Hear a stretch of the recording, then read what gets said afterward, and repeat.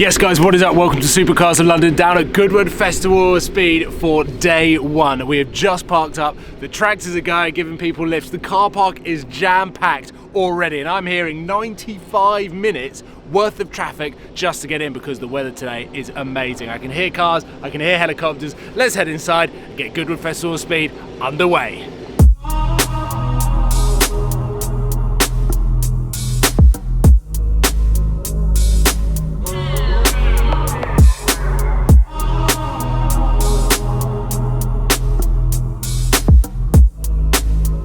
In inspiration, Ted's notebook at the F1 in the paddock. You join me in the supercar paddock. So should we have a little look around at what Goodwood Festival of Speed has to offer for the supercar runs, because all of these cars inside are probably going to be going up the hill. We've just heard a Revuelto and something, it's an Artura, so we wouldn't have heard that, but they're definitely the Revuelto.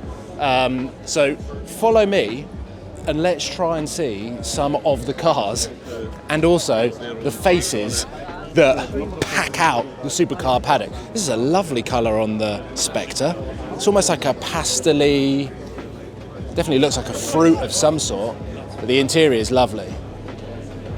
I really like how Rolls-Royce drive their cars up the hill because they just burn rubber and they love it. I've actually got an opportunity to drive that at some point soon. And then on the left we've got Singer. I'm going to be crashing into a lot of people as I'm walking around, so I'm going to try and squeeze through here to have a look at this beauty. Look at the details. I was shocked when I went up the hill in the Singer at the performance and how fast these cars shift. The detail on that is unbelievable. The side stripe matching with the alloys, absolutely beautiful. Mustang GTD, this is the first look that I've got. An absolute monster. Talk about American muscle, but this is actually going to be an absolute track weapon as well. Ooh. I wonder if we saw this at the Lamborghini factory when we drove the Revuelto, because this is almost identical spec to one that we were told not to film. Dark green, bronze diamond cut wheels, and then a bunch of other Hurricanes that we don't really need to worry too much about. And then on the opposite side, McLaren GTS, a car that didn't need facelifting. Let's carry on. Should we go left or right? I think left is Ferrari. Oh, look at this beauty. DB12 Volante, that colour combination is right up there. Let's actually ignore the Ferraris and come to the Victor and the Valiant Aston Martins. Let's take a little bit of time to appreciate these two cars. I hope they go up the hill because they look epic. This is the Fernando Alonso thing on the right hand side. Do you reckon he's going to be driving it? Look at the alloys. Not even alloys. What are they?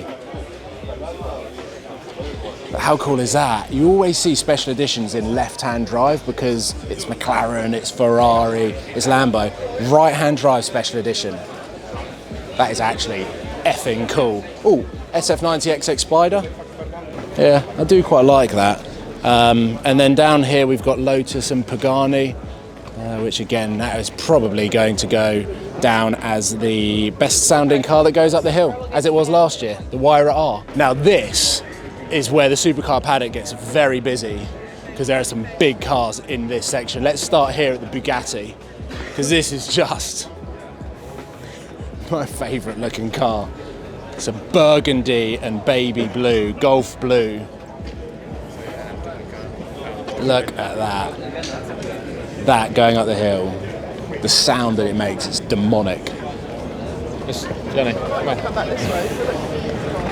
And then from the Bugatti, face off is this P1 McLaren high downforce thing that is a lovely, lovely spec. Have you filmed the P1? Look at this. Right, here we are.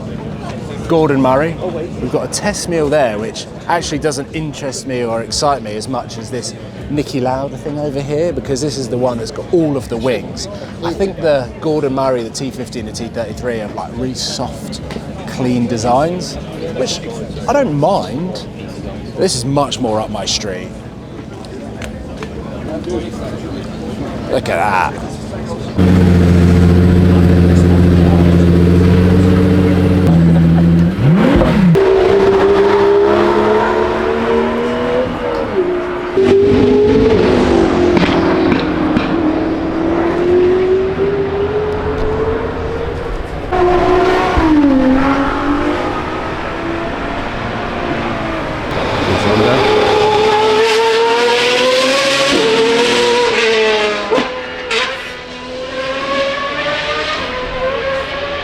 Festival of Speed is a celebration far beyond the loudest and fastest cars, and this year felt like there were so many debut manufacturers. Each year the first glance paddock provides an insight into the latest and greatest, and they don't need to be 1,000 brake horsepower and £1 million to qualify to get in. It was my turn to learn about a new brand in the UK called Omoda, a brand proud of their cars and pushing the boundaries of accessible premium. So I headed to their stand to find out more and get hands-on with the Omoda E5. I'm just hanging out in the hospitality of Omoda with Matt. We're about to sit down as I'm about to learn about the brand. I've seen the black car, which you've told me is actually a petrol. It is indeed, yeah. That's the modified petrol. Looks very, very smart. I really like the white. It's the E5, right, this model? This is the E5, yeah, all electric E5. Yeah, so I am learning a hell of a lot, and one thing that you picked up is very interesting is the demographic split between male and female. So you're saying worldwide so far, it's 55% women. Yeah, globally it's skewed slightly towards a female buyer. Yeah. I mean, which is really interesting. It's the crossover SUV. My sister drives one, so it's such a popular platform, right? And that one, it looks futuristic, and the price point, I think, is the one thing that I can't get my head around. You're like you were saying, accessible premium. Accessible premium, there we go. So that's the highest spec? This is the noble spec, yeah. The noble spec. That comes with some really nice additional bits of tech. So you've got a 360-degree reverse camera, yep, which a lot of premium vehicles have. Yep. It's also got a really cool power tailgate and powered sunroof, which you can open and close using voice activation as well.